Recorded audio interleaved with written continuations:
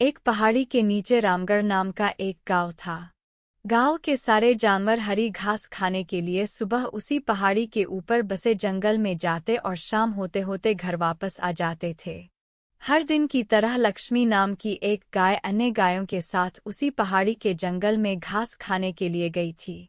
वह हरी घास खाने में इतनी ज्यादा प्रसन्न थी कि वह कब एक शेर की गुफा के पास पहुंच गई, उसे पता भी नहीं चला। शेर अपनी गुफा में सो रहा था और वह पिछले 2 दिनों से भूखा भी था। जैसे ही लक्ष्मी शेर की गुफा के पास पहुंची, गाय की खुशबू से शेर की नींद खुल गई। वह शेर धीरे धीरे गुफा से बाहर आया और गुफा के बाहर गाय देखकर खुश हो गया। शेर ने मन ही मन सोचा कि आज उसकी 2 दिनों की भूख मिट जाएगी। वह इस तंदुरुस्त गाय का ताज़ा मांस खाएगा और यह सोचकर उसने एक तेज दहाड़ लगाई। लक्ष्मी शेर की दहाड़ सुनकर डर जाती है। जब वह अपने आसपास देखती है तो वहां दूर दूर तक उसको कोई भी दूसरी गायें नहीं दिखीं। जब वह हिम्मत करके पीछे मुड़ी तो उसे सामने शेर खड़ा हुआ दिखाई दिया। उस शेर ने लक्ष्मी को देखकर फिर से दहाड़ लगाई है और लक्ष्मी से कहा, मुझे 2 दिनों से कोई शिकार नहीं मिल रहा था, मैं भूखा था। शायद इसलिए भगवान ने मेरा पेट भरने के लिए तुझे मेरे यहाँ पर भेजा है। आज मैं तुझे खाकर अपनी भूख मिटा लूंगा। शेर की बात सुनकर लक्ष्मी डर जाती है। वह रोते हुए शेर से कहती है, मुझे जाने दो, मुझे मत खाओ। मेरा एक छोटा बच्चा है जो अभी सिर्फ मेरा ही दूध पीता है और उसे घास खाना अभी तक नहीं आया है। लक्ष्मी की बात सुनकर शेर हंसते हुए कहता है, तो क्या मैं अपने हाथ में आए शिकार को ऐसे ही जाने दूं? मैं तो आज तुझे खाकर अपनी 2 दिनों की भूख मिटाऊंगा। शेर के ऐसा कहने पर लक्ष्मी उसके सामने रोने लगी और विनती करते हुए कहती है कि आज मुझे जाने दो।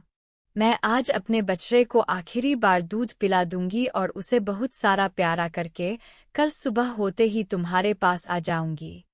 फिर तुम मुझे खा लेना और अपना भूखा पेट भर लेना। शेर लक्ष्मी की यह बात मान जाता है और धमकी देते हुए कहता है कि अगर कल तू नहीं आई तो मैं तेरे गांव आऊंगा, फिर तुझे और तेरे बेटे दोनों को खा जाऊंगा। लक्ष्मी शेर की यह बात सुनकर खुश हो जाती है और शेर को अपना वचन देकर गांव वापस चली जाती है। वहां से वह सीधे अपने बछड़े के पास जाती है, उसे दूध पिलाती है और बहुत सारा प्यार करती है। फिर बछड़े को शेर के साथ हुई सारी घटना बताती है और कहती है कि उसे अब अपना ख्याल खुद ही रखना होगा। वह कल सुबह होते ही अपना वचन पूरा करने के लिए शेर के पास चली जाएगी। अपनी माँ की बातें सुनकर बछड़ा रोने लगता है। दूसरे दिन सुबह होते ही लक्ष्मी जंगल की तरफ निकल जाती है और शेर की गुफा के सामने पहुंचकर शेर से कहती है, अपने वचन के अनुसार मैं तुम्हारे पास आ गई हूँ। अब तुम मुझे खा सकते हो। गाय की आवाज सुनकर शेर अपनी गुफा से बाहर निकलकर आता है और भगवान के अवतार में प्रकट होते हैं। वह लक्ष्मी से कहते हैं, मैं तो बस तुम्हारी परीक्षा ले रहा था। तुम अपने वचन की पक्की हो। मैं इससे बहुत प्रसन्न हुआ। तुम अब अपने घर और बछड़े के पास वापस जा सकती हो। शिक्षा: इस कहानी से हमें ये शिक्षा मिलती है कि हमें कभी झूठ नहीं बोलना चाहिए।